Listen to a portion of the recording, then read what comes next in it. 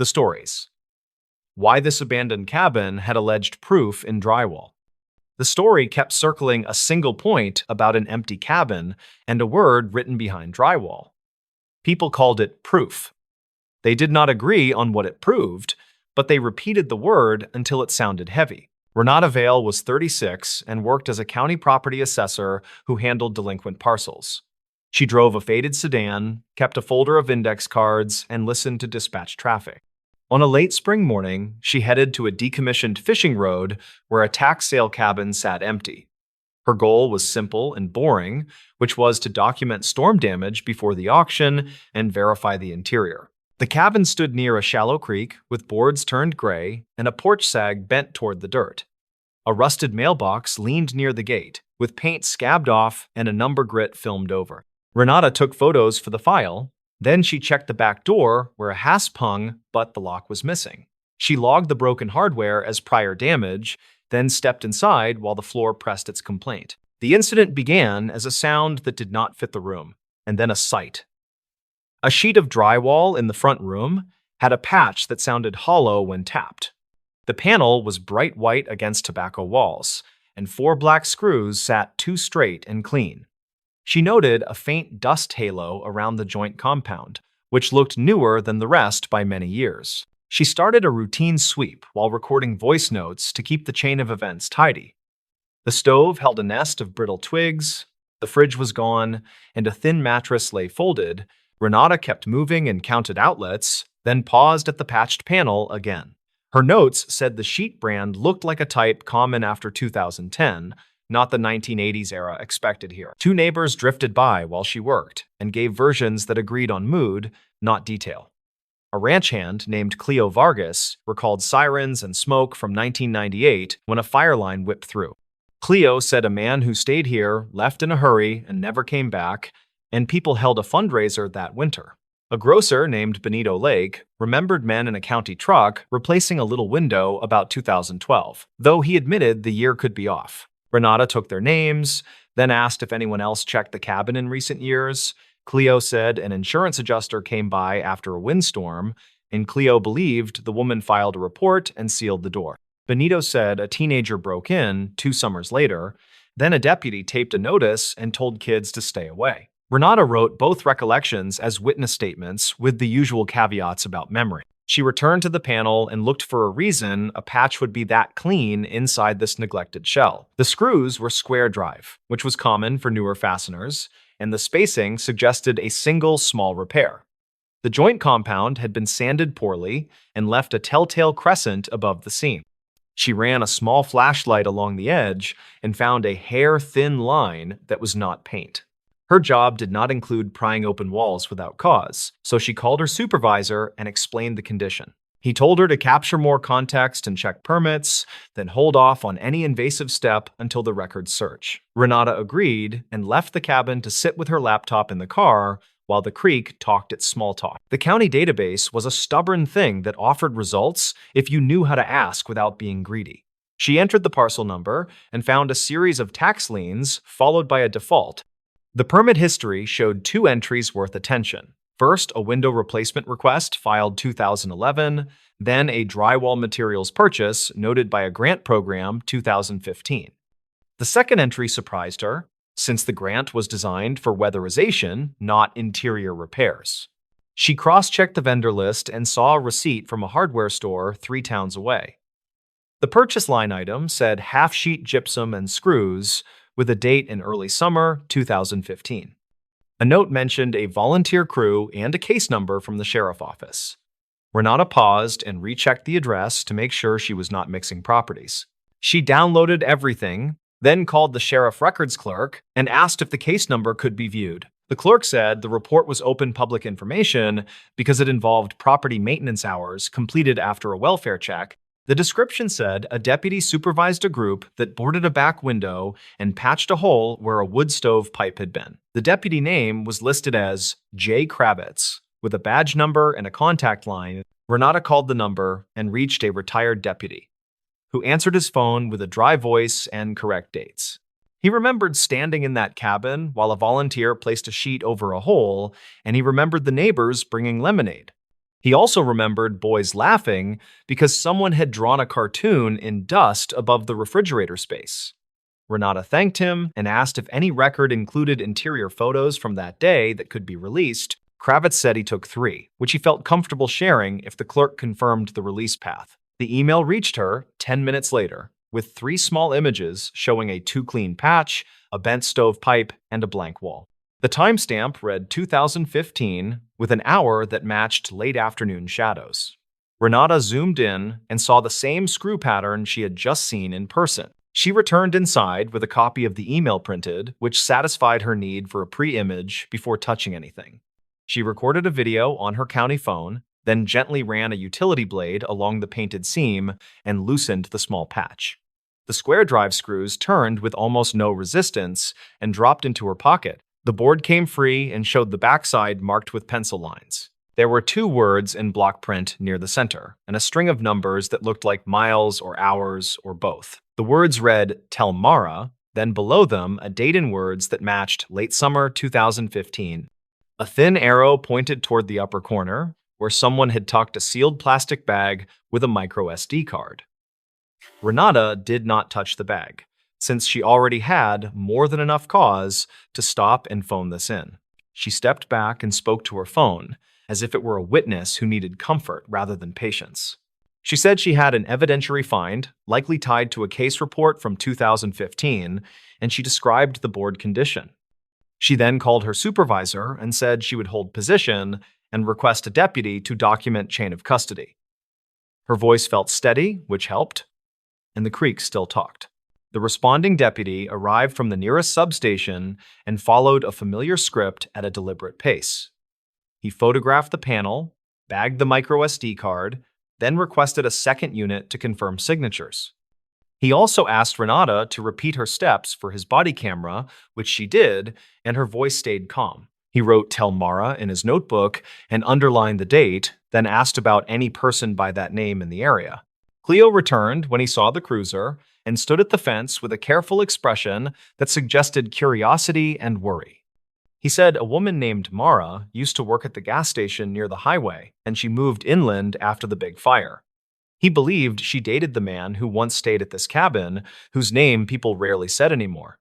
Cleo said the man had a brother who fought with him over debt, which was rumor, and old rumor at that. Renata kept the witness statement straight and did not chase speculation, because theory makes friendly noise but muddies facts. The deputy asked dispatch to check archived calls around late summer 2015 for any mention of the station or the creek. Dispatch later replied that an incomplete emergency call pinged a tower near the old highway with a man's voice saying "wrong truck" before the line died. The call was never connected again, and the dispatch note listed a response that found nothing conclusive on the road. The investigators gathered all of this and began to lay a clean map of what the drywall might mean. The board was patched during a small volunteer day led by Deputy Kravitz, who remembered no note then because the drywall face was clean.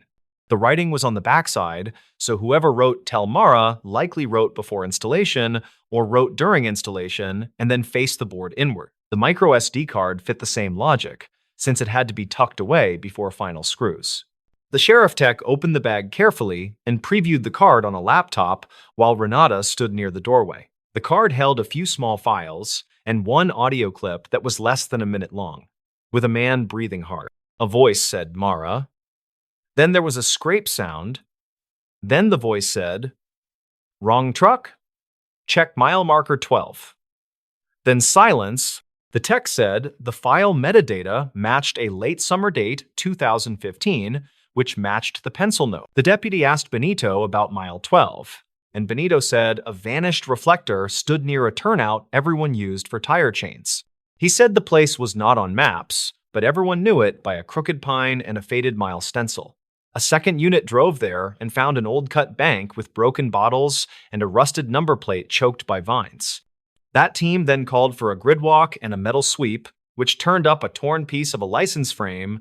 County records later produced an abandoned truck report filed by a salvage yard in early fall 2015. The report said a pickup had been moved by a private tow from a turnout before a storm and later sold for parts. The tow ticket listed a different mile marker by mistake, likely copied wrong by the driver, and the ticket names were hard to read.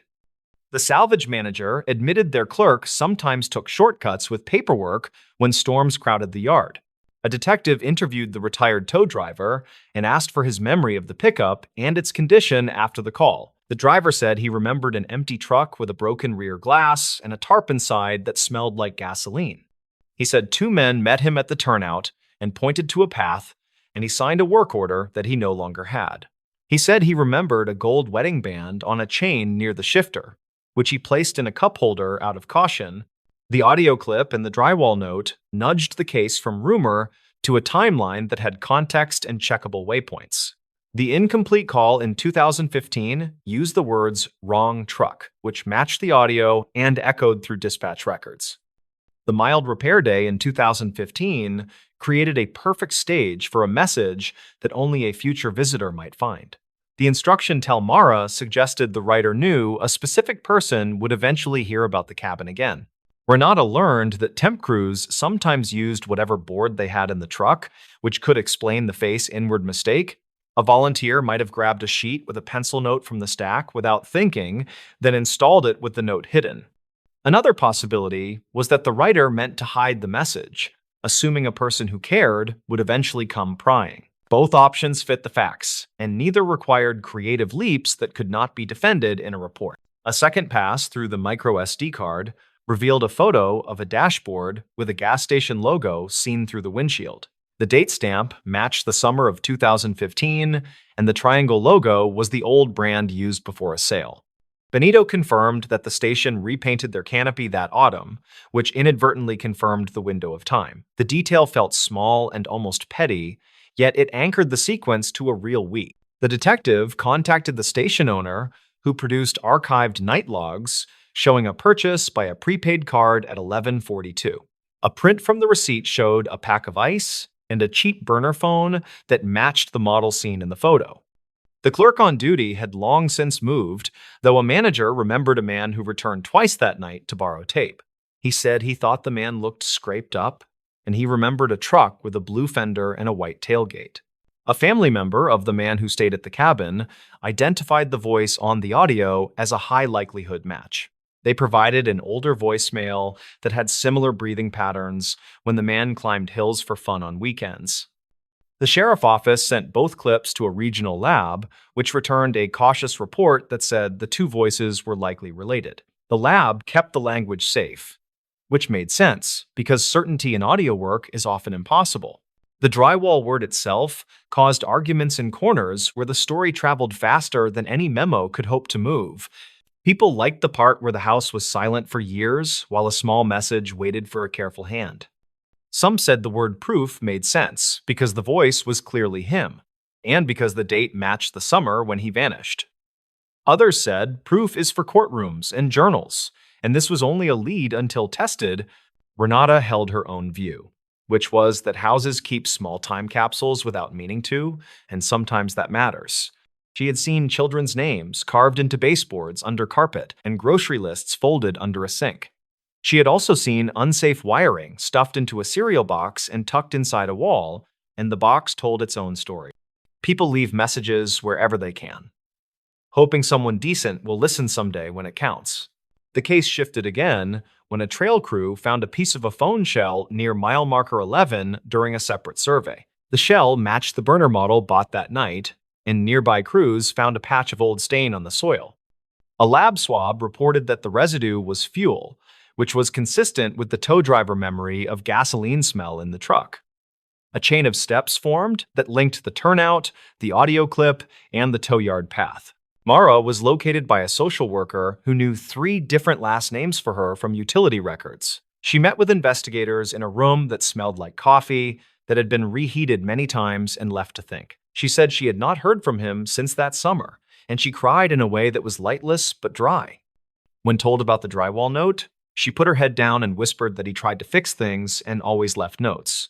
She agreed to listen to the clip, then nodded and said the words were his when he felt cornered by debt and fear. She said wrong truck made sense because his brother drove a similar model and people mixed them up when angry. She said mile 12 meant the turnout where they used to watch road crews because he loved slow machines more than sleep. She asked if the word proof meant she could stop imagining him as a ghost in every passing pickup. The detective did not promise anything, which was the right call, and said the message mattered more than rumor. Mara said that was good enough for now and asked if she could visit the cabin to see the panel with her own eyes. Renata met her there with Cleo and Benito nearby, and they all stood quiet while the creek kept talking. Mara touched the pencil words like a fingertip prayer, then laughed once, small and sudden, because the handwriting was his. The county eventually sold the parcel to a quiet bidder who planned to reclaim lumber and leave the footprint for a garden. Before the sale, the sheriff office returned the panel to the property with a sealed sleeve that covered the message. A small plaque nailed to a beam recorded the date in words and the name of the deputy who first supervised repairs. It did not use the word proof, which felt right, because the wall was more than a verdict. Reporters asked Renata if she believed the drywall solved anything that mattered, and she answered with careful honesty and patience. She said it solved whether the cabin hid a message, and it offered a direction for facts to continue breathing. She said the board changed a rumor cloud into a line of checkable points that connected people who had waited years. She also said that what you call proof depends on the room you are standing in and the weight on your heart. The story kept circulating, and people kept walking that turnout and counting the faded stencils with respect and quiet. They looked for signs that someone had tried to speak in a tight corner and had chosen an odd messenger.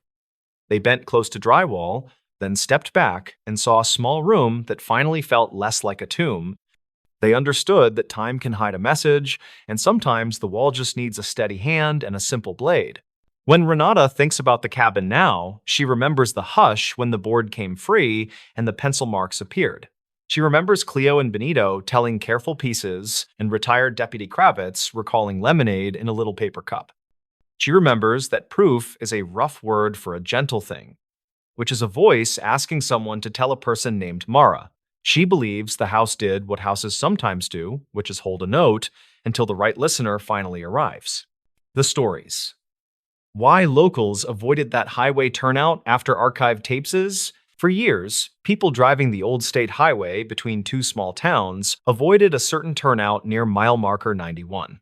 The place looked harmless enough, a cracked patch of asphalt with a slanted guardrail, some weeds, and a broken streetlight. But those who grew up nearby said that if you stopped there at night, strange things happened. Back in 1996, a highway maintenance worker named Travis Keene was assigned to inspect storm drains along that stretch. He was 38, lived alone, and usually did his rounds before sunrise to avoid heavy traffic. That February morning, he radioed his supervisor around 4:20 a.m., saying he had stopped at the turnout near the ridge because a culvert there was flooded. It was the last transmission anyone heard from him. When the crew came later that day, they found his truck idling, driver's door open, and his flashlight lying in the ditch. His radio was still on the seat, buzzing with static. At first, they thought maybe he slipped and fell into the drainage pit, but search teams combed the area for 3 days with dogs and found nothing. The official report listed him as missing. In early spring that year, a state trooper found a small cassette recorder wedged under the passenger seat of Keene's truck. The tape was partially damaged by moisture, but audio engineers later salvaged parts of it. What they heard caused the highway department to quietly close that turnout for several months. Only fragments of the tape were ever released, though copies circulated among troopers and local reporters. On the tape, Keene's voice could be heard describing the flooded culvert and making notes for his report. He mentioned hearing a sound like running water even though the drainage was still. Then there was a pause, followed by the crunch of gravel and a faint metallic knocking, as if something were striking the guardrail. He muttered that someone must be out there. Moments later, his tone changed. He whispered that a figure was standing at the end of the turnout, near his truck lights, motionless. The rest of the tape dissolved into static, then a few seconds of muffled breathing, then silence. Investigators checked the surrounding land for any sign of trespassers. The nearest houses were half a mile away, and nobody reported hearing or seeing anything unusual that night. Still, the Highway Patrol logged several late-night calls over the next month from drivers who said they saw flashing lights or a person standing in the road waving them down near that same marker. When officers arrived, nothing was ever there. In 2002, a retired dispatcher named Loretta Vance told a local paper she had archived several of the old emergency tapes from that period. She said she remembered one specific call that never made it into the public file. According to her, a truck driver had radioed in saying there was a man in a reflective vest near the turnout signaling for help. By the time a patrol unit arrived 8 minutes later, the truck driver was gone. His rig was found 3 miles down the road, engine off, lights on, and the door locked from the inside. He was later located at a diner 20 miles away, confused and unable to recall leaving the cab. Reporters tried to verify her memory through the department's records office, but several of the call logs from 1996 through 1998 were missing, apparently lost during a server migration. Still, copies of the Keene tape surfaced online around 2011 after someone uploaded a restored version from an old police archive.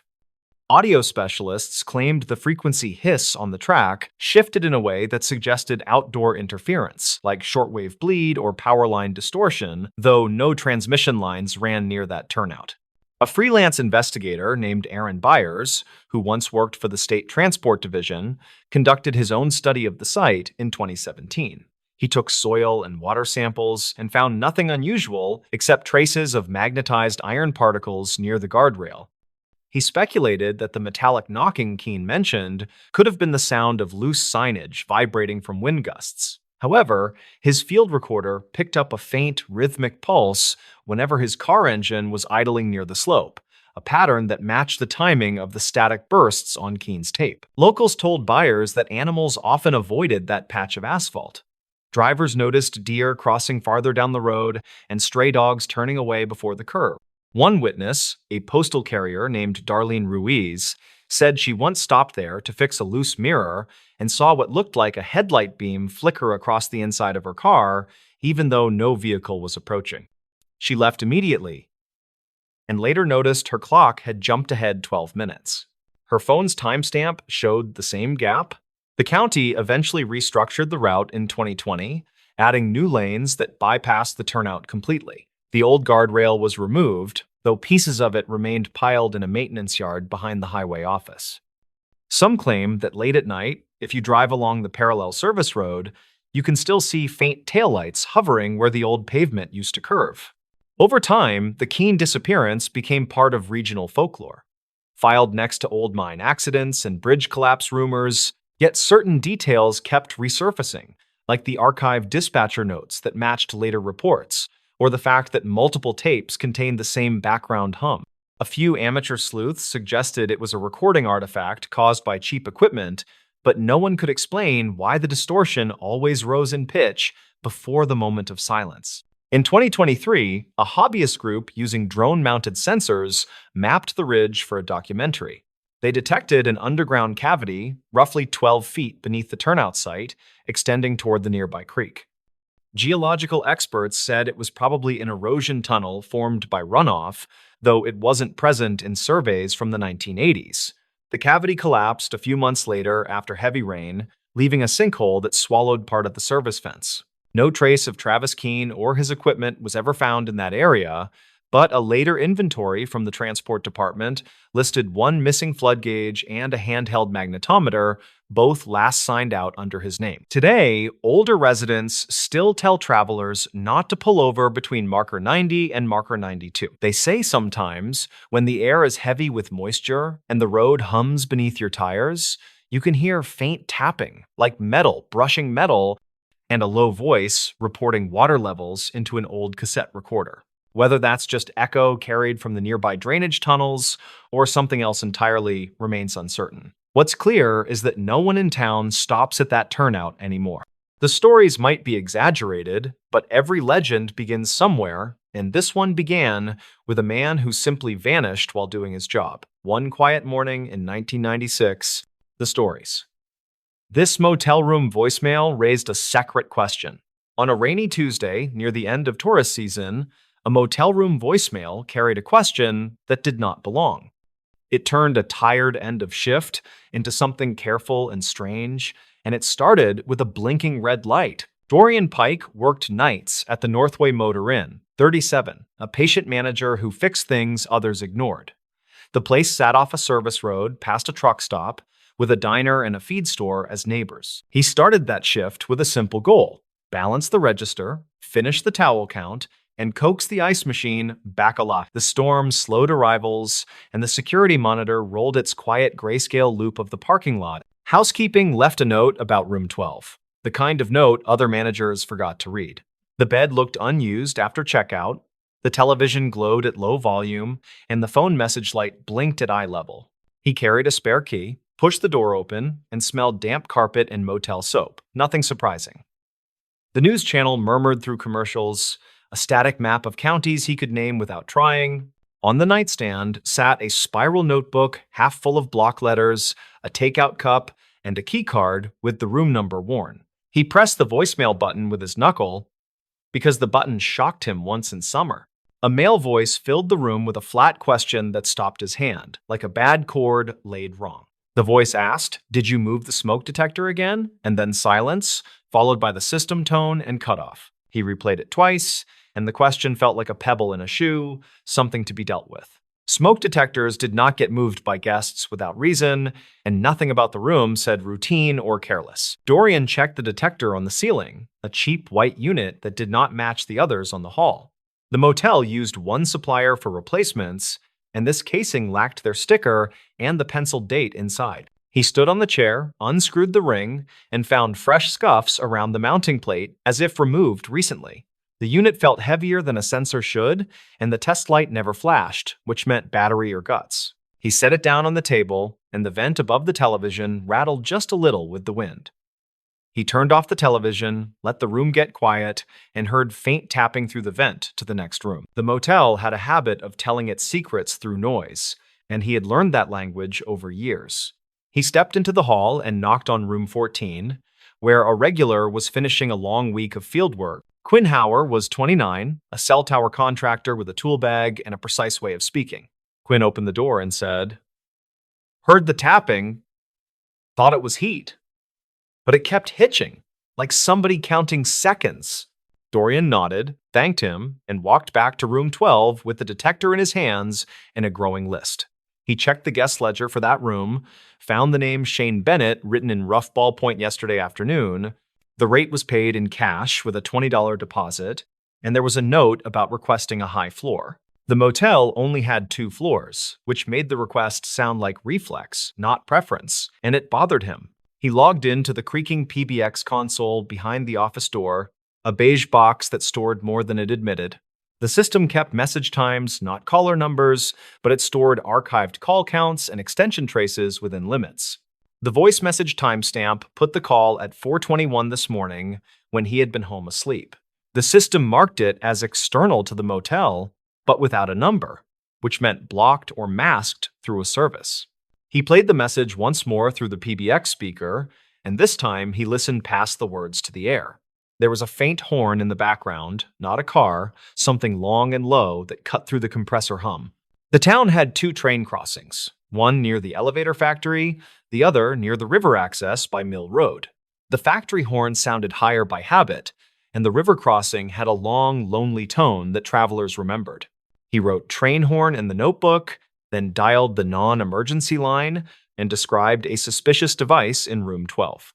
He kept the language careful and factual, and the dispatcher asked for his name, then said a unit would respond. Housekeeper Irina Kowalski stopped by the desk to clock out. 58. Quiet.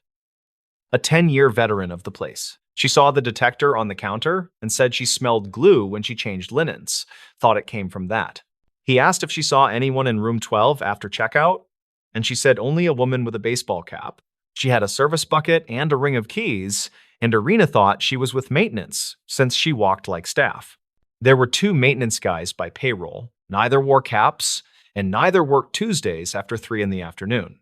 He wrote this down, then checked a clipboard of deliveries, and found a package signed by someone not on schedule. The box came yesterday morning for guest Bennett, signed by a scrawl that did not match any front desk initials. It contained a replacement smoke detector per the note, which made the blinking voicemail question feel heavier. Dorian carried the box to the office, found bubble wrap inside, plus a cutout where the detector had Saturday, tape residue stuck in a neat circle on the cardboard, and a tiny zip bag with nothing in it fell from a seam. He looked at the detector again under the desk lamp and noticed a slot behind the grill where no slot should be. He slid a paperclip in and clicked against something spring-loaded, which offered and then refused to move. The responding officer arrived while the storm thickened, and his boots left dark prints that dried like islands. He introduced himself as Deputy Holloway, 40, calm voice, and asked for the room key, the voicemail, and the timeline. Dorian played the message for him on the office speaker, and the train horn showed itself again under the words. Holloway wrote it down, then called in the serial from the detector, and the brand came back to a discount dropshipper. They walked to room 12 with the box, and Holloway took photos with a little camera that hated the low light. He gave Dorian latex gloves from his pocket, then pointed at the slot and said he would rather not break it. Dorian tried the paperclip again, this time with a little twist and a push, and the plate popped forward an inch. Inside sat something that was not a sensor, a puck with a lens barely visible, and a microcard at the edge. He did not pull it, he did not touch the lens, he just looked at Holloway, whose jaw tightened for 3 beats. The deputy called dispatch and asked for a detective on call, then told Dorian to step back and breathe.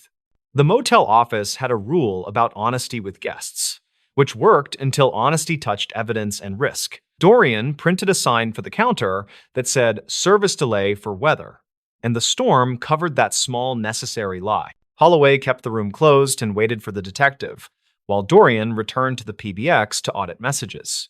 He printed the log for the last 2 days, circled 3 external calls to room 12, all between midnight and 5.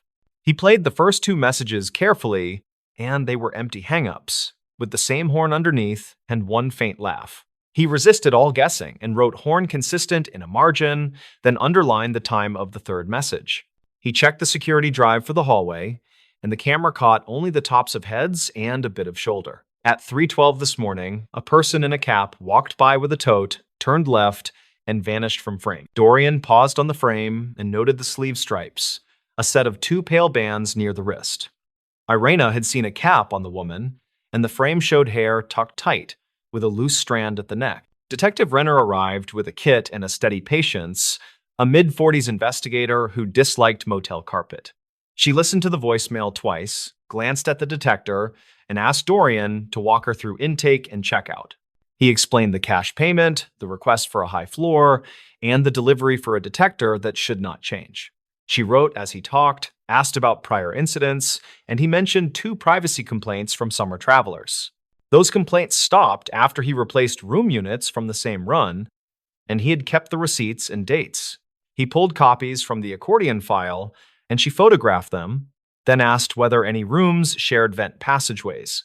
He described the vent layout, straight shaft between rooms in pairs, with thin walls that carried sound farther than comfort. Renner nodded and walked to room 14, asked Quinn to step into the hall, and confirmed the tapping report. Quinn described the pace like a metronome, not random, 2 taps, then a short pause, repeated until the thunder started. Renner wrote it down, and Dorian drew the pattern in a margin, then realized something he had missed earlier today. The television in room 12 was on the news channel at low volume, which travelers often used as a decoy. Some people left it on to pretend someone was inside, which meant the room might have been staged after a quick exit. Renner opened the detector with gloves and eased the card into a tiny envelope, then sealed it with her initials. She asked Dorian about any computers to view file sizes, not contents, just metadata, and he shook his head no. She used her agency laptop to check what the card held, and the screen reflected in the blank television glass. The card contained multiple files named by date and time, a standard naming scheme, which meant scheduled recording, not motion. Renner closed the laptop without opening anything and said the specifics would wait for a warrant and a lab. She asked for the guest profile again, and he gave the same summary, plus the note about the signed delivery receipt. Dorian returned to the box and saw a faint watermark in the cardboard that read Consolidated Freight with a Town. The town sat by the river tracks where the Longhorn lived, and the company ran a warehouse near the ramp. He wrote the company down as an external lead, then called the number printed on their listing from a web search. He asked, in his perfectly polite desk voice, whether any packages left for a motel guest yesterday morning. The dispatcher said they handed one small box to a contractor with a name that matched no employee on file. It was recorded on their log with a time, and the signature block contained the same scrawl as his earlier photocopy. Renner thanked him for the call, took the information, and said she would handle any next contact with that company. She requested the spiral notebook from the room, and Dorian placed it in a bag, pages open to the block letters. The letters contained hotel names and highway exits, a list of routes that matched a traveler who did not like surprises. Some lines included cable channel numbers, others included lamplight wattages, and one included the word ceiling with a star. Dorian remembered a complaint from 2 weeks ago from a different guest about a beeping detector in room 5. He checked his maintenance log and found he replaced that unit on a Wednesday after a short argument about deposit charges. He fetched the old detector from the storage shelf, where broken things went to wait for disposal, and compared its weight. The broken one felt light as expected, and the one from room 12 felt like two of them taped together. He unscrewed the broken one and found no strange slot, only dust, a dead battery, and the usual brittle plastic. Renner watched from the doorway and nodded, then answered her phone, and her yes sounded like cautious confirmation. The non-emergency dispatcher had pulled 2 archived calls from the spring that sounded similar, not identical, but close. Each referenced a detector, each asked whether it had been moved, and both targeted rooms paid in cash and late. Renner asked Dorian to print any copies of photo identification kept on file, and he showed the log policy instead. The inn did not photocopy identification unless the card used for payment had a name mismatch or a mismatch with booking. He looked at the lobby camera track for the check-in, and the frame showed a jacket with sleeve stripes again. The face never lifted to the lens, and the cap brim hid most features, but the build matched the hallway pass. The storm eased into a steady pour, the kind that makes a street look polished, and the motel sign clicked. Renner gave Dorian a statement form and asked him to write what he did and why, as precisely as possible. He wrote that a voicemail raised a secret question about a smoke detector, which is not a thing guests ask. He wrote that the detector was wrong for the room, that its weight felt off, and that a slot existed. He wrote that a horn in the background suggested a location near the river tracks and that a freight watermark helped. He wrote that a woman with a cap carried a tote down the hall, and that tapping came through the vent. Renner finished securing the room and returned the hallway to regular use, with a note to keep room 12 closed.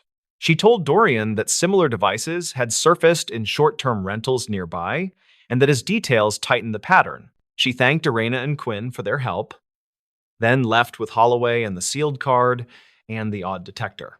Dorian stood in the quiet office and watched the parking lot glow under a light that had survived 4 storms this month. He made copies of everything for the file, then sat with the register and finished what he started hours earlier. The ice machine hummed to life with a stubborn cough, which felt like a small mercy after the nervous work. 2 days later, Renner called to say the voicemail mattered more than he realized because of the horn and the freight. The freight record placed a contractor truck at the warehouse near the river during the call window before dawn. She said the case would likely spread across jurisdictions and that his notes already sat in a shared folder. She did not share more, and he did not ask, because he understood the slow way these things must move to hold. Quinn checked out with a handshake and a tight thanks, and Irena started a new hallway routine that included ceiling checks. The motel added a policy line about devices, not because it fixed the world, but because it set a tone. On the next Tuesday, the phone light blinked again in a different room, and Dorian felt a breath catch. He pressed the button and heard a normal message from a family asking for extra towels, and he laughed because relief deserves sound. He still thought about the spiral notebook, about the starred word ceiling, and about the staged television glow. He thought about the simple question that did not belong, and how such questions sometimes open doors no one planned. Travelers came and went, the storm season thinned, and the parking lot felt like a stage that forgot its lines. Dorian kept the office tidy and the camera lenses clean, and he learned to trust the hairs rising on his arm. The stories. This highway turnout kept a missing trucker's toll receipt. The turnout sits between scrub pines and a windblown ditch, and it held a toll receipt longer than anyone realized. The receipt came from a night when a driver stopped for 6 quiet minutes, then disappeared beyond the concrete barriers. Dorian Hale worked highway maintenance for the county, age 37, and he took pride in simple, measurable things. His Thursday assignment was routine line checks, with a side errand to clear debris from an overflow grate near the eastbound turnout. The morning felt ordinary as he idled the orange pickup, sipped gas station coffee, and clipped a laminated checklist to his clipboard. He pulled on gloves, set cones, then walked the shoulder counting reflective posts, and he hummed a tune he could not place. At the turnout, he knelt by the grated culvert, where stray plastic and crushed cans made a soggy stripe against rusted mesh. A folded paper showed only a blue stripe and a timestamp smudged by rain. The paper was stiff, thin, and heat-printed, the kind used at toll plazas that still handed cash change. He eased it open with a screwdriver tip, read a plaza name he recognized, and traced a time almost exactly 2 years back. The fare matched a commercial axle count, and a faint pen mark read Brandt in shaky block letters. Dorian knew the surname because his father still kept a clipped article about a driver named Silas Brandt. The story said a veteran hauler left a warehouse near midnight, then failed to deliver a load of drywall and never returned calls. Investigators canvassed truck stops, pulled camera footage, and searched an exit ramp pond where a guardrail once stood bent. The county replaced that rail within a week, and Dorian helped pour the new anchors under a bitter early spring sky. He remembered the way troopers scanned the water with side-scan gear, and he remembered a family photo taped to a utility pole. The picture showed a smiling man with deep crow feet lines, wearing a ball cap shaped by years of Sunday.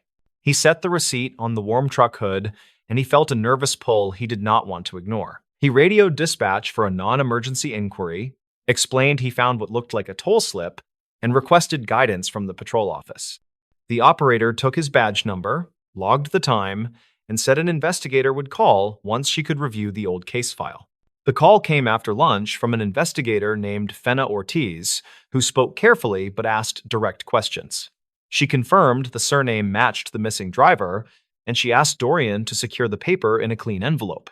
She told him to keep working as usual because she needed to check archived calls and bridge camera timestamps before driving out. He locked the receipt in a plastic map pouch, finished the grate work, then walked the turnout with a slower, sharper eye. The asphalt showed faint striations where heavy rigs often idled, and a single bolt head gleamed bright against dull gravel.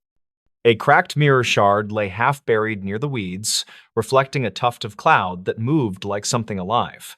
He logged the shard as debris, snapped a photo with a timestamp, and saved it among his maintenance images from earlier weeks. The images, he realized, showed the same corner of concrete week after week, and the corner looked slightly cleaner today. That thought returned him to the culvert, where the receipt had been wedged behind a lip most drivers never noticed. The patrol cruiser pulled up near too, and Investigator Ortiz stepped out carrying a clipboard and a small camera. She was mid-40s, concise, and she asked for the sequence from his arrival to the moment he opened the folded paper. He described the gloves, the screwdriver tip, the awkward angle at the grate, and the exact place where the paper caught. She photographed the culvert, the hood of his truck, and his gloves, then placed the receipt in a fresh evidence sleeve. She asked whether he had heard of any scavengers or roadside sellers who might pick through turnouts in quiet hours. He shook his head and mentioned night fishermen at the quarry road and a retired lineman who walked his dog near dawn. Ortiz had already checked dispatch logs from the night Silas vanished, and those logs showed 2 calls near that turnout. One came from a motorist reporting a stalled box truck on the shoulder, which cleared itself before a trooper arrived. The second came from a bridge camera technician, noting a brief outage around 2:12, which was dismissed as routine. She asked permission to pull Dorian's maintenance photos, the ones covering every week around the 2-year mark. He agreed without hesitation and forwarded the entire folder, even the blurry shots he usually deleted at the office. Ortiz scrolled methodically, then paused on an image taken exactly 3 days after the reported outage at the bridge camera. The photo showed the same culvert, same weed line, and a crumpled label half hidden under wet pine needles. Ortiz zoomed until the pixels blurred, then noted a fragment that looked like the corner of a toll slip. She compared that week to the next, where the culvert looked cleaner, then to the next, where more wind-blown trash filled the grid again. Dorian pointed toward the bright bolt he noticed earlier, which did not appear in his older photos at all. Ortiz crouched and confirmed the bolt was new stainless, fixed through a small angle bracket that sat flush to the curb. She said the bracket was not standard for that guardrail style, and it looked like something installed to anchor a temporary brace. They walked the rail from cone to cone, and she stopped at a spot where the soil sloped into a greasy black ribbon. The smell suggested old brake dust and gear oil, and the vegetation showed a flattened path that looked more deliberate than random. She made a note to have a canine unit sweep the embankment later, and she radioed for a drone with a thermal camera. Across the turnout, a small convenience store faced the service road, and a metal bell chimed when the door opened. The clerk on duty was a woman named Karen Duplessis, age 29, who brewed coffee and stocked shelves during quiet afternoons. She said plenty of trucks idled at that turnout, but she remembered a white day cab sitting without a trailer once. Karen produced a spiral notebook where she kept odd notes to settle change disputes and lottery recollections. On a page dated 2 years back, she wrote, "Night truck, no trailer, short man, hat, hands shaking, paid in cash for cigarettes." She told them the man left a toll receipt on the counter by accident, then grabbed it quickly and stuffed it into his jacket. Ortiz photographed the notebook and asked about timing, and Karen said she wrote the note after midnight while the bell still echoed. She admitted she might be off by 20 minutes, but she remembered the man said something that felt like a warning. He said the word toll like it mattered. Then he asked if anyone was working late at the bridge control shed. The bridge control shed sat above the river, spanned 3 miles east, where cameras watched traffic and signboards scrolled travel times. Ortiz called a former technician named Orville Pacheco, age 62, who kept his own notes in a faded green ledger. He said he logged an unexpected visit that same night. When a man in a reflective vest asked for camera reset access, Orville said the visitor showed a badge sleeve without a badge, which made him cautious, and he refused to grant access. He called the after-hours line to report a vendor mismatch, and the line recorded his message with the time he spoke. The line, according to archived records, Ortiz had already pulled, captured footsteps, a door-open sound, and muffled traffic noise. They returned to the turnout while the drone lifted into a steady grid pattern, and Ortiz asked Dorian for his honest read. He believed the receipt had stayed near that lip for months, then shifted forward during a recent heavy storm last spring. The spidering of dirt on the paper edges matched the way silt moves when culverts push water hard toward daylight. The drone operator flagged a heat anomaly under the slope where the grease ribbon angled into brush and sage. A buried object held temperature longer than the surrounding dirt, and its shape suggested a long chassis with a missing rear section. Dorian stared at the screen while Ortiz arranged a small excavation crew and a wrecker with a winch and safety chains. The bucket peeled turf like old cloth, revealing crumpled metal painted white and a scraped cereal plate near a crushed step. The cab had separated from a frame that showed clean-cut ends, not torn ends, and Dorian felt his stomach tighten hard. The clean ends suggested someone removed the trailer hardware with purpose, then eased the cab down the slope intentionally. Ortiz called the medical examiner and the state commercial unit, then stepped away to speak to a number marked confidential. She returned with a firm face and told Dorian she needed one more favor while crews secured the scene. She asked him to drive to the scrapyard 2 exits west, where way logs sometimes kept more truth than anyone expected. At the yard, a supervisor named Harlan Voss, age 55, carried a tablet loaded with camera stills and cash tickets. He said people brought cut frames to his scale weekly, and he flagged one ticket dated 3 days after the reported outage. The still showed a flatbed hauling a truck frame section without a cab, strapped tight with chains and cheap ratchet binders. The driver wore a reflective vest, a hat pulled low, and gloves that looked new, and his hands seemed unsteady at the counter. Harlan remembered the hands because the driver dropped a toll receipt while counting bills, then apologized like he was late for something else. The camera caught the corner of the paper, and the blue stripe matched the one on Dorian's find. Ortiz requested the original video and the ticket, then compared plate numbers with the state registry and commercial inspections. The plate belonged to a hauler who reported his flatbed stolen for one night, then found it returned with fresh chain marks. He never filed a full report because the trailer came back clean, and he feared insurance delays could wreck his month. Piece by piece, a picture formed that did not look like a ghost or a river taking what it wanted. A driver left a warehouse near midnight, stopped at the turnout, and met someone who needed the cab but not the frame. The someone posed as a camera contractor, killed a low-priority feed, then arranged to hide a cab where eyes rarely linger long. The twist came from a small sticker inside the cab roof, which a trooper peeled away from dust with a gentle thumb. It showed a fleet service company that kept neat records, including oil changes, mileage notes, and a knack for precise dates. Their files showed work performed 2 weeks before the disappearance, and the mechanic wrote a side note about a key copy. The mechanic wrote that a third key was requested by a man who said he was the night dispatcher, and he paid in cash. The mechanic thought nothing of it until Ortiz called. Then he remembered the man never signed the usual authorization line. The shop camera showed the man wearing a vest like a contractor, and the badge sleeve again appeared strangely empty. Ortiz pulled toll plaza footage from the night in question and synchronized it with the scrapyard stills and the bridge notes.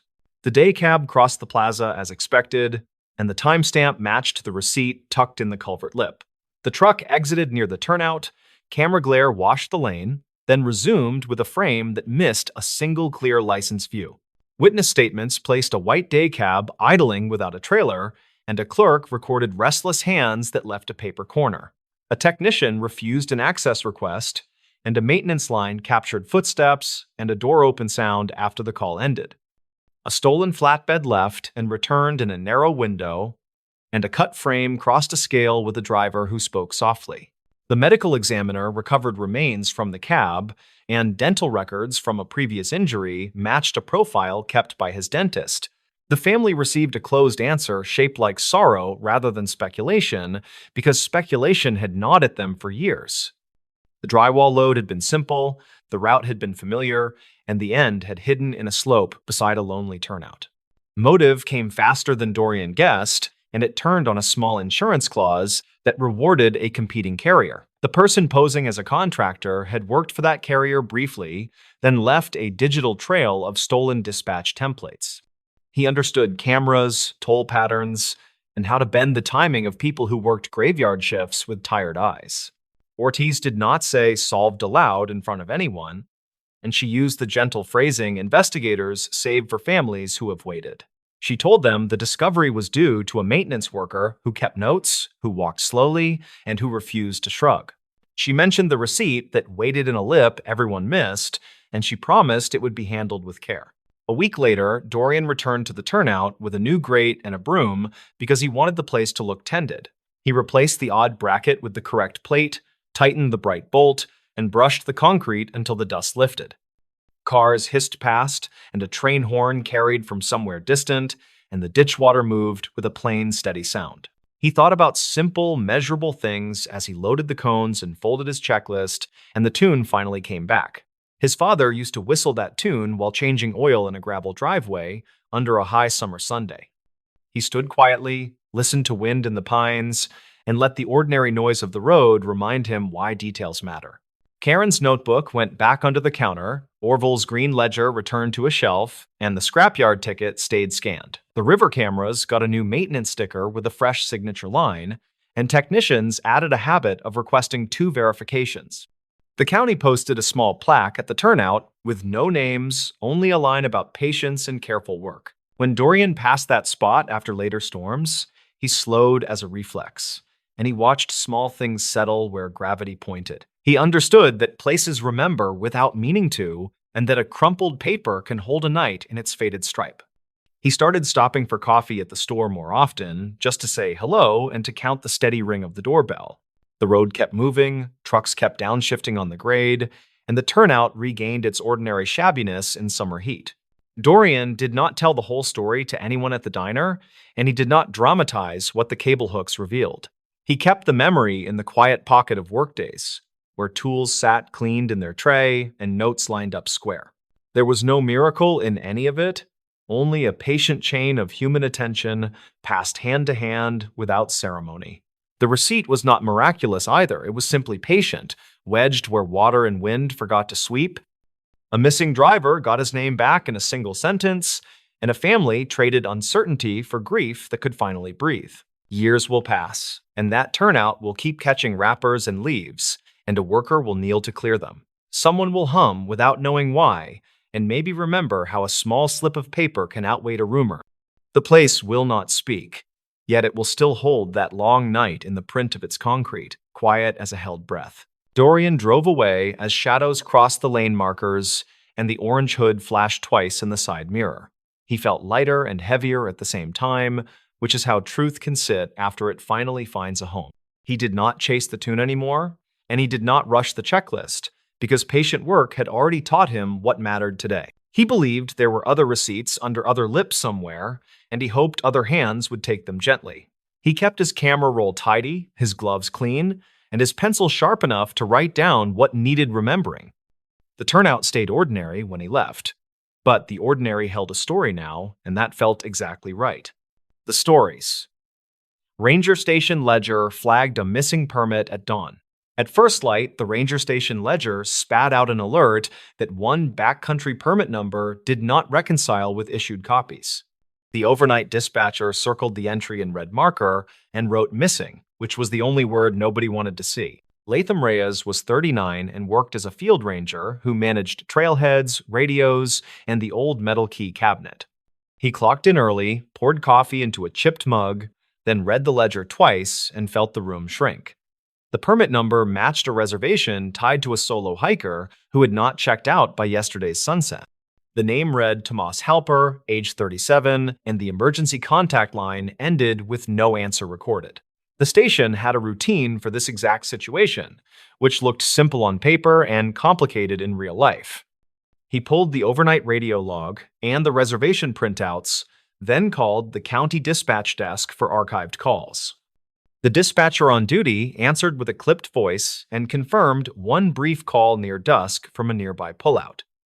The call dropped before the location pinged twice, so they logged it as incomplete. The park sat in a mountain chain that people photographed from a highway turnout that smelled like hot brakes in summer. Locals said the place had thin borders where trails overlapped with old timber tracks and forgotten mining access roads. Latham set a simple goal for the day, which was to verify whether Tomas walked out early and skipped the desk. Some hikers did that, and he hated how often it fooled staff into sounding alarms. He decided to check cameras at the east exit and the service road past the old quarry first. He taped the ledger alert to his clipboard, added radio times from the night log, then headed for the truck with a paper map. A gray Subaru with mud caked behind the plates sat in the day lot under a fading trailhead sign. The plate number matched the permit file, so the vehicle check became the trigger that changed the plan entirely. His voice on the radio stayed steady, but he felt that familiar pressure behind the eyes that always came with missing cars. The last ranger who ignored a parked car overnight still had nightmares about the aftermath that followed. Latham walked a slow circle around the Subaru and took photos of the interior through the windows.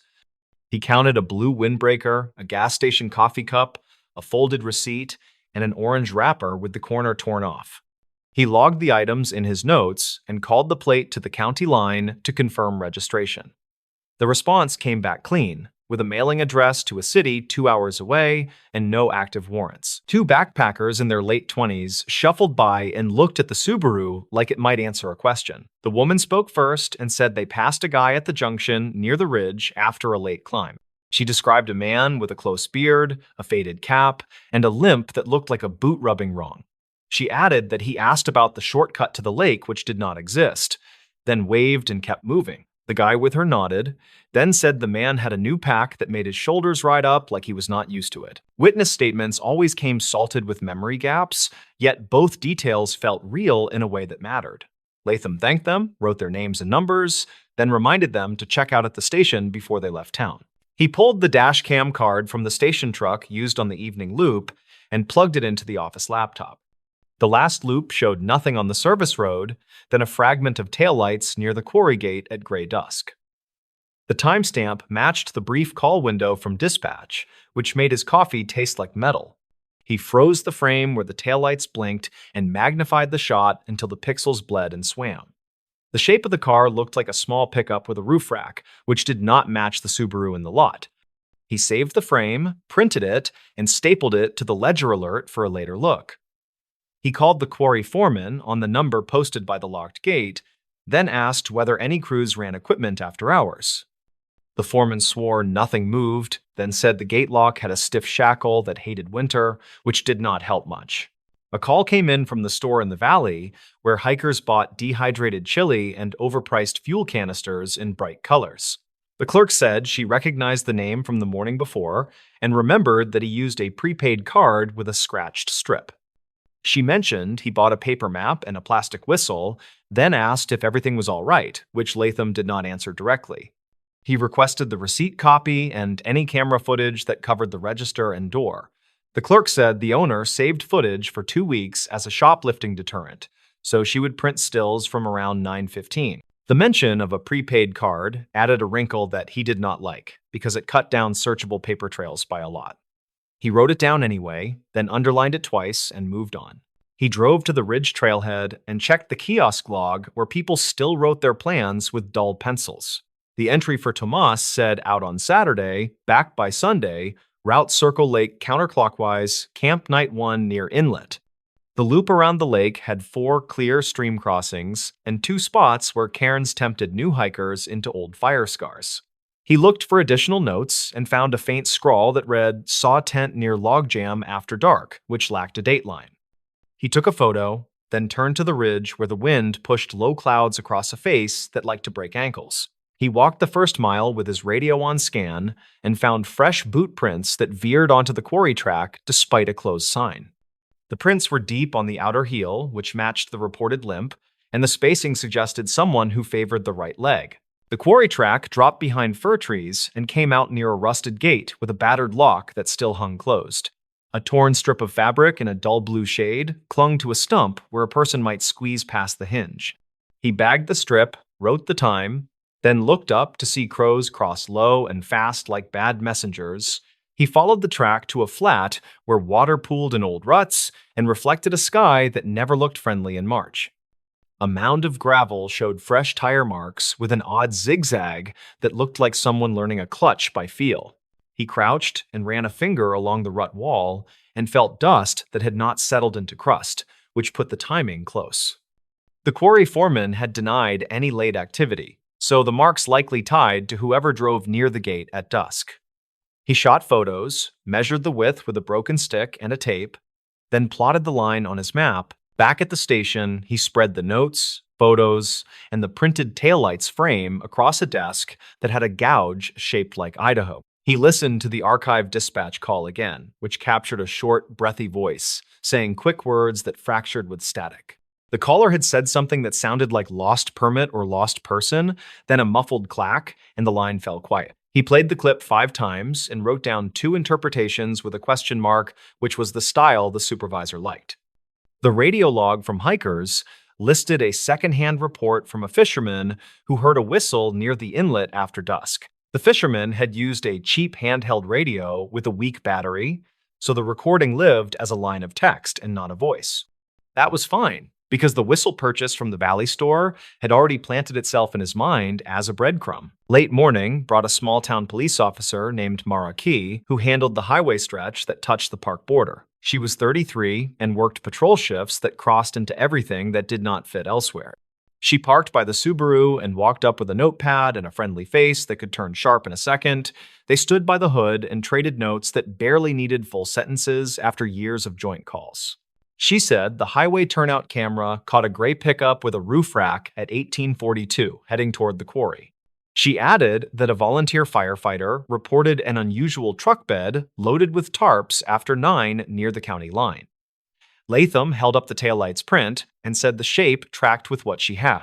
She nodded, then asked whether the missing permit might actually be a duplicate number from a previous season.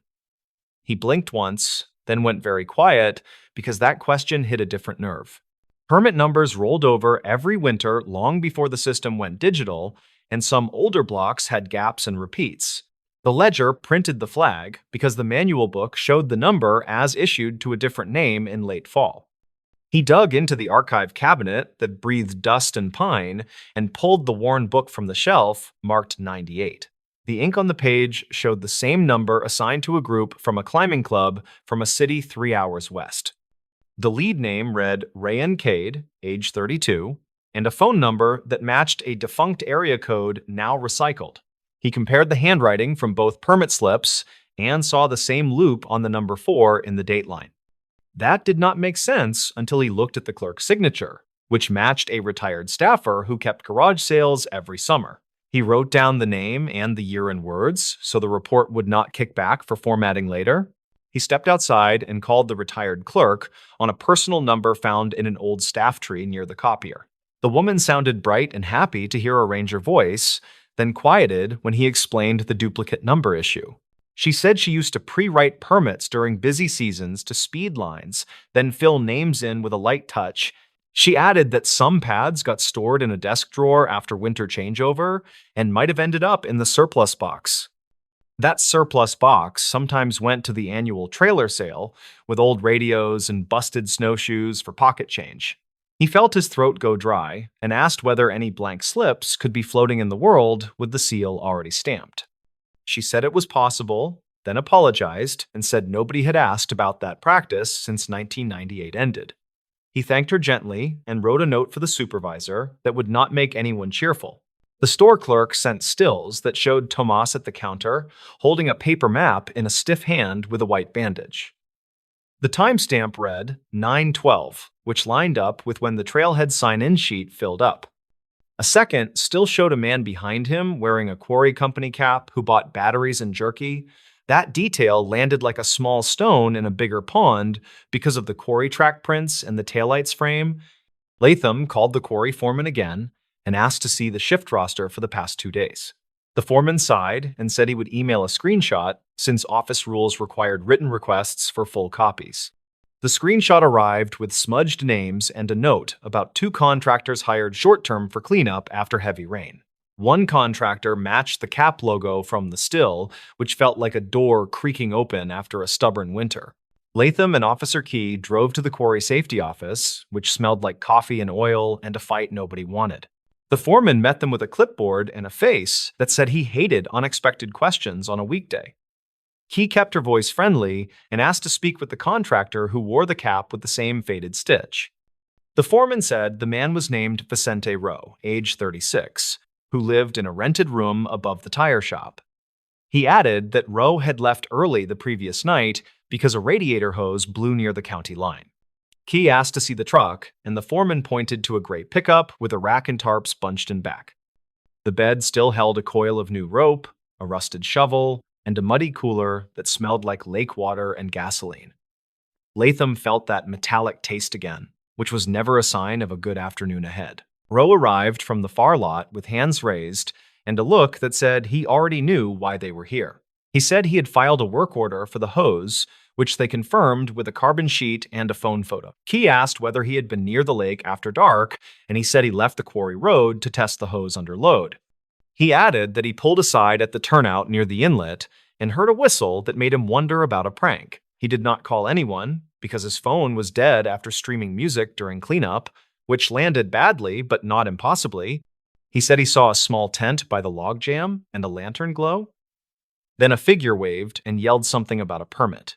Key wrote it down and asked for permission to look inside the cooler, which Rowe granted with a shrug and a steady jaw.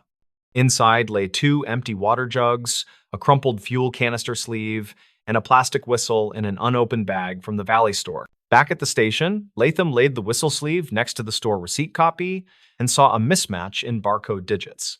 The sleeve in the cooler matched an older shipment code that the store had sold out months ago during a discount run. That meant the whistle in the cooler likely came from a different source than the one Tomas bought at 9/12. He looked again at the still where Tomas held the map with the bandaged hand and noticed a line of dried mud on the cuff. The mud looked pale and powdery, which matched the quarry fill used to stabilize the service road after storms. He wrote a timeline that pinned Tomas at the store, then likely at the quarry road, and finally near the inlet after dusk. He wrote a parallel line for row that put him at the quarry, then on the same road, then near the inlet while testing a repair. The lines felt too neat until he added the duplicate permit issue that now seemed like a hinge rather than a footnote. He dug into the city address on file for Tomas and found a rental building with mailboxes that had newer locks installed last winter. The property manager answered with the cheerful speed of someone who wanted a clean day and already knew it was lost. She said a man with that name had paid cash, kept to himself, and left 2 weeks early with no forwarding note. She also said a different name had appeared on a delivery label once, which the courier mentioned when buzzing the wrong unit. The alternate name sounded familiar, and it clicked only when he reopened the 1998 ledger page. It matched the lead from the old climbing club permit, which tied the duplicate number to a person who should have aged out by now. The detail did not mean they were the same person, but it did mean someone liked to reuse names tied to old paper. Officer Key ran the alternate name through an old case index that kept records of search and rescue incidents on paper and microfilm. A report from 2 winters back described a fake distress call at the same inlet that lured volunteers into a risky night crossing. The caller used a prepaid phone and a different name, yet the voice transcription carried similar clipped phrasing and rushed breaths. The motive at the time seemed like a cruel prank, and nobody had linked it to anything tangible after the snow melted. Latham rechecked the gap between the whistle report and the dropped call and found a sliver where a person could move a short distance. He called the firefighter, who reported the unusual truck bed, and asked whether the tarps had looked wet or pulled tight. The firefighter said the tarps were tied tidy and dry, then added that the driver waved like a man who wanted to be seen. Afternoon shadows drew long, so they hiked to the inlet with a drone from the county that tracked heat signatures. The drone skimmed treetops and sent back images of the logjam, the bank, and the flat near the old survey marker. No body, no fresh campsite, just flattened grass near the logjam where a tent might have stood during a short decoy. They found 2 sets of prints, one deep on the right heel and one narrower with an even stride that cut toward the quarry track. Near the waterline, he found a paper map folded in a way he recognized from the still, which made his chest go tight. The map held a smear of pale mud and a faint X near the old prospector's trail that dead-ended at a slide. He bagged the map and stared at the X until it felt like it stared back, then marked the spot on his own copy. The slide path opened into a shallow cut with wooden forms left from a never-finished footbridge project funded in 2005. He followed the forms until he reached a square of ground tamped hard as a table near a tree with a scar. The earth felt too tidy for random hikers, and the tree scar had fresh resin that caught light in a clean yellow bead. He brushed aside pine duff and found a buried plastic box that held a stack of old permit slips with the seal already stamped. The slips matched the retired clerk's pre-written style, and several had Rancade typed in a cheap courier font. A second stack carried blank lines and a stamp pad spot like a kit for people who wanted official-looking paper for a plan. He felt a chill that did not come from wind, then called Key over and photographed the box from 3 angles. The twist revealed itself slowly, as if embarrassed to be simple after such a day of layered rumors and tire marks. Someone had staged a missing hiker using a duplicated permit number and a prepaid trail of receipts to trigger a standard response. The purpose was not to vanish, but to bait a small law enforcement swarm toward the lake while a second person moved cargo from the quarry. The zigzag tire marks in the gravel now read like a practice route for a heavy load that needed a quiet window. The fisherman's whistle and the tent glow created a cautious pause in anyone tempted to check the inlet on foot. The taillights near dusk were a partner vehicle that pulled close to the logjam, then backed out during the start of the false search. The target was not a person, but scrap copper and tools stored in a locked shed near the service road past the old quarry. They found the shed lock sliced clean with a battery saw when they returned with the foreman and a bolt cutter key. The inventory list taped inside showed spools of copper wire and fuel additives that had resale value in cash-only salvage yards. The contractor truck bed dimensions matched the load footprint on the dusty floor, and a partial shoe print matched the even stride near the inlet. The limp prints belonged to whoever wore a new boot wrong, which now felt like another layer for misdirection rather than a true injury. When confronted, Rowe did not fold, but the quiet employee who ran the tire shop room rentals gave a statement. He said Rowe met a man who matched Tomas in the parking lot and moved tarps between vehicles near sunset. He added that Rowe left after 9 with the bed loaded to the rails, which aligned with the firefighter observation with uncomfortable precision. The county prosecutor would need clean evidence, so they worked careful and slow to gather the chain. The paper box of pre-written permits became a centerpiece since it explained how the ledger flag could be predicted in advance. The duplicate number drew attention at dawn by design, which pulled eyes away from the road where cargo rolled past a gate. The prepaid receipt at the Valley store placed a decoy at a predictable time, which witnesses could later repeat with conviction. The dropped call created a sympathetic recording in the archive that every incident review would elevate in urgency. The taillights in the dash cam and the turnout camera filled the gaps with enough glow to animate a story that felt real. None of it solved every moment, yet together it built a scaffold sturdy enough for charges that did not fall apart. They never found a body by the inlet, which fit the theory that nobody had been in true danger that night. A week later, a different store camera captured Tomas in a neighboring county buying a tire patch kit with a clean, unbandaged hand. The clip went into the case file under reportedly cited, along with a printout of the copper sales ledger from a salvage yard off the highway. Rowe took a short plea on theft and tampering with evidence, which irritated people who liked long answers. The paperwork on the duplicate permits triggered a policy change that barred pre-writing anything since 2021 onward. The retired clerk cried in the parking lot when she learned her old shortcuts had fed a scam, then hugged Latham like a nephew. He told her people adapt to pressures they do not design, and the fix mattered more than the blame. When the Subaru finally left the lot on a tow, the trailhead looked as ordinary as a grocery aisle on a Tuesday. Officer Key stood with her hands in her jacket and watched the tow lights climb the hill toward the highway. She said the simplest cons always hide in systems that run on habit and paperwork. Then she smiled without much humor. Latham looked at the ridge where the wind never ran out, then at the ledger that still sat on the desk. He thought about the whistle and the map and the soft faith people place in official stamps and good intentions. Later, he locked the station, and the rafters creaked in the cool like an old house learning a new rule. He drove past the turnout and looked once at the lake, which held its secrets with the stubborn patience of cold water and granite. He told himself they had not solved every detail, but they had nudged the pattern toward daylight, which was enough for now. The stories.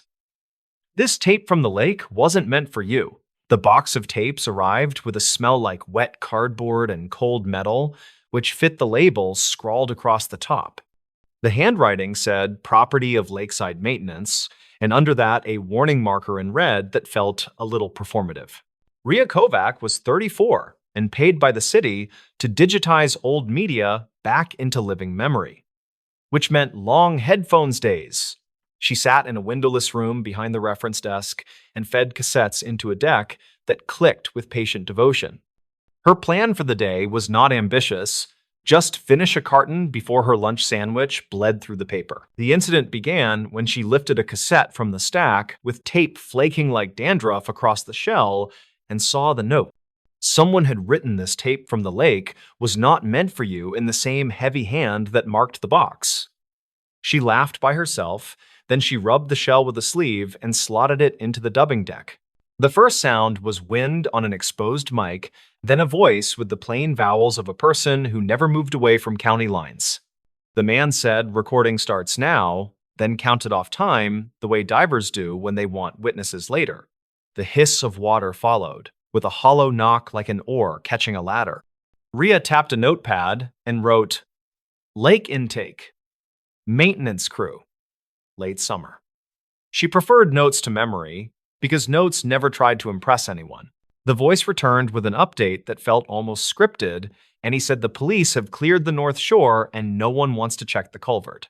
He added that the marker buoy drifted during last week's storm, which would confuse people using the old map rather than the fresh survey. Ria paused the deck and stared at nothing. Then she wrote, "This is not training audio." She listened again while the deck began to wobble a little, as if it felt nervous. The man on the tape called a second person by name, which Rhea wrote as read, though it could have been read, and asked for a toe line length in the book, papers rustled in a way that sounded practiced, like they had been rustled for microphones before.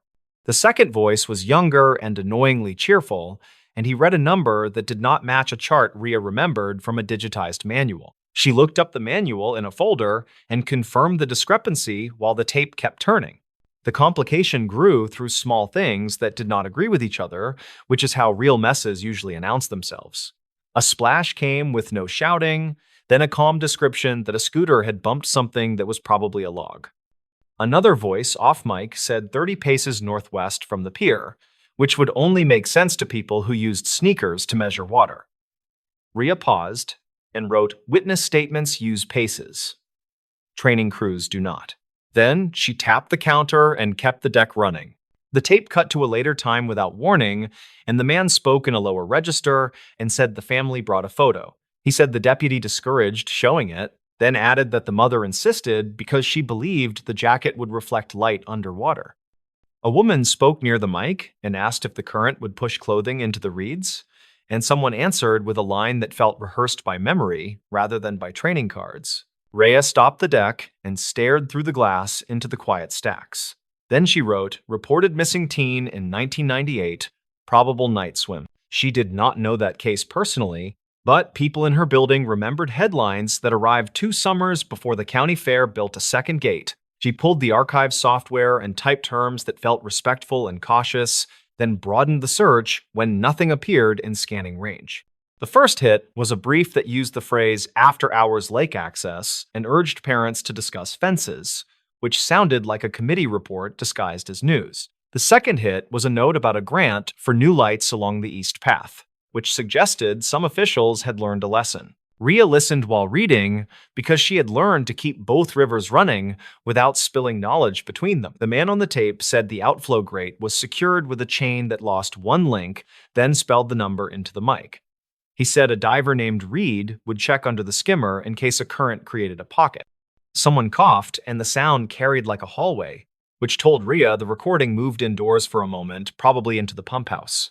She stopped the deck and called the public safety office through the desk phone because she preferred clean lines when tape started speaking like living people. The clerk transferred her to a sergeant who kept his voice flat, and he told her there had been many training tapes over the years. He said storage procedures were not always followed, then asked which lake facility label appeared on the shell. She read the letters and silence followed. Then he said he would send an email so everything stayed orderly. Rhea saved the audio to a drive with a date and words and wrote a note that asked for retention guidance, which protected her later. While she waited, she listened again and started catching small textures she missed before, like the way reeds snap near a shoreline when pulled straight out of mud. The man described a sneaker with a broken lace loop, and then he reported the make of a lighter found below the pier that matched several described in earlier calls. He kept saying reportedly and according to people on scene, which sounded careful enough to make a person suspicious. The investigation pushed her out of the room and into places that smelled different, which is how she knew it was working. She walked to the old photo and map drawers past the genealogy corner and pulled a laminated lake grid from the early 2000s that showed markers before the storms moved the buoys. The North Shore marker had 3 possible placements depending on survey year, and the tape described a search pattern that matched the oldest one. She wrote that misplacement would pull a sweep away from the culvert by several yards during a clockwise pattern. Rhea checked the dispatch book that the clerk kept for walk-in requests, and she asked for the log around the week she guessed from the grant article. The book was clean where it mattered and messy where it did not, which is how real logs behave when they are used rather than polished. Several calls mentioned a late-night figure seen near the maintenance gate, and one call specified a tall person wearing a reflective vest that did not match city issue. The vest detail caught her attention because people remember shiny things when they feel useless bystanders. She went to the bait shop at the road bend because people who sell minnows remember who buys coffee the morning after an ugly night. The owner was Tamsin Duarte in 58, with a strong memory for weather fronts and weak patience for tourists.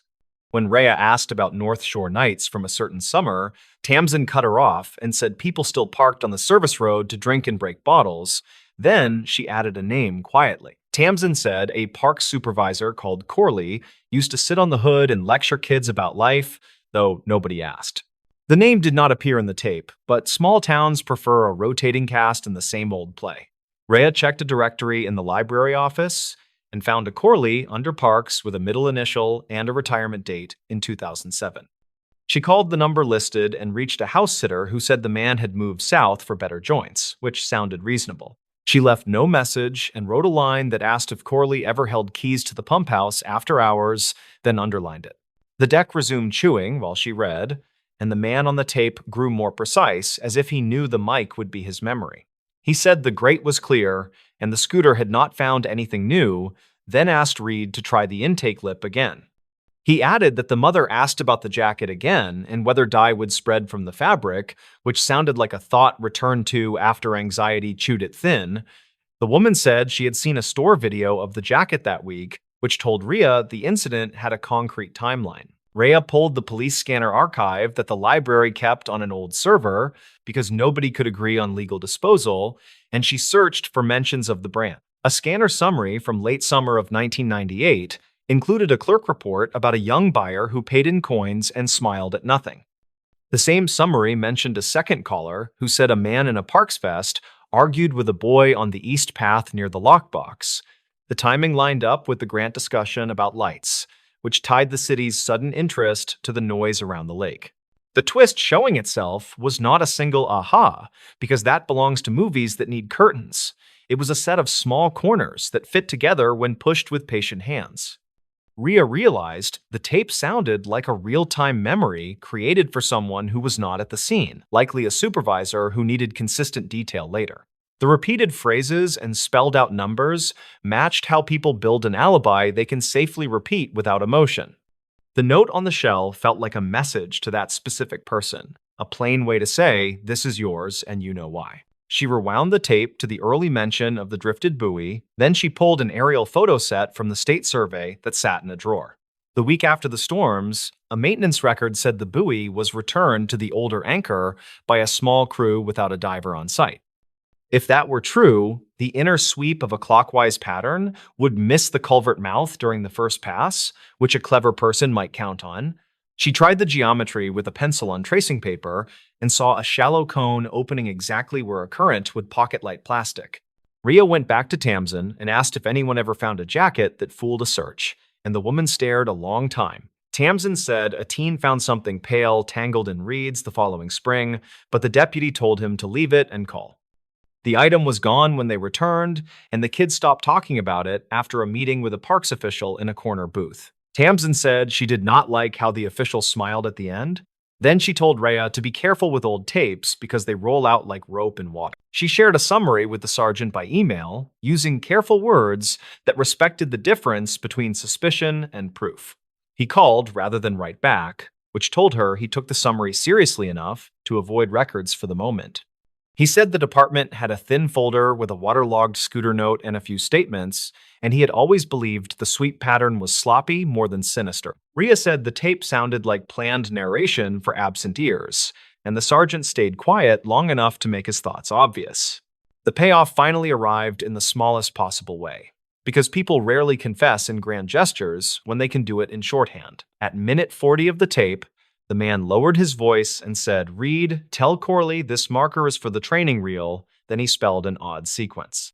It sounded like letters mixed with numbers, which Rhea first took as a buoy code until she remembered a note in the archives about maintenance padlocks. City padlocks used a shared code that changed each spring, and the tape included a similar pattern with 2 digits swapped. She checked padlock logs that were still on paper because privacy rules kept the spreadsheet in another building, and the pattern matched the east padlock from that summer. The swapped digits would open the maintenance gate without leaving a standard key entry, which would make late-night arrivals look like routine trips in the morning. The person who needed that information was not a diver or a deputy, but a park supervisor who liked to sit on hoods and pretend to mentor children. Rhea played the end again and wrote that the tape was a message, not a record of good work under pressure. The line "this tape was not meant for you" was probably aimed at anyone outside a small circle who might later hear it by accident. Corley retired in 2007 with commendations for hours served, which was a different metric from the one that matters in the quiet presence of water. The teen on the Grant timeline vanished from the archive after a few weeks, and the paper changed topics the way papers do when people stop calling. She turned in her notes to the sergeant and asked for a receipt because she understood how institutional memory leaks through cracks when nobody labels boxes. He said he would log the audio as potential evidence, even if the statute road was unclear, and he thanked her for resisting the story-shaped shortcuts. She felt tired in a way that would not fix itself with coffee, and she stopped the deck with her thumb resting on the button longer than needed. On her way home, she pulled into the park and sat in the lot without climbing out. Then she watched a gull bully a sandwich bag. The lake wore its afternoon wind, the way old glass carries waves inside, and she thought about objects that travel farther than people plan. She pictured a jacket catching on a grate, then releasing after weeks. Then she pictured a vest reflecting just right in a corner eye on a dark path. She said nothing to anyone because there was nothing to say that would not become a speech, and speeches never fix water. Later that week, the sergeant called and said the department would reopen a file enough to review procedures from that season. He did not say the word case, and he did not say closure, which she respected. He asked if she would burn a clean copy of the audio with no EQ adjustments, and she said yes because the original was theirs now. She returned to her desk and labeled a disc with careful letters. Then she slid it into an envelope that carried a little static when sealed. She kept one personal note in her drawer that read, "Listen for the words people repeat when they want to be believed." The tape had taught her that patterns are not only for divers and surveyors, but also for liars who fear their own imaginations. She recorded that thought in her daybook and closed it with the last of her calm. Then she put the next cassette in the deck. Someone had written North Dam Inventory on the shell, which sounded refreshingly dull. That night, she drove past the bait shop and waved at Tamsin without stopping. Then she took the long way around toward the public beach. The markers shone without drama, and the path lights hummed with a noise the city would ignore until a budget meeting. Rhea parked by the picnic area and walked to the fence where the service road ended. Then she watched the chain on the gate while cars passed behind her. It had a new lock with a digital face and a sticker that said city issue and nothing more. She returned to her car and wrote one last line on a napkin so the thought would not echo through sleep and turn into something else. She wrote the tape reached the wrong hands on purpose years later because objects look for the people who will understand them. It was never meant for the public or the paper or the desk with the humming lights.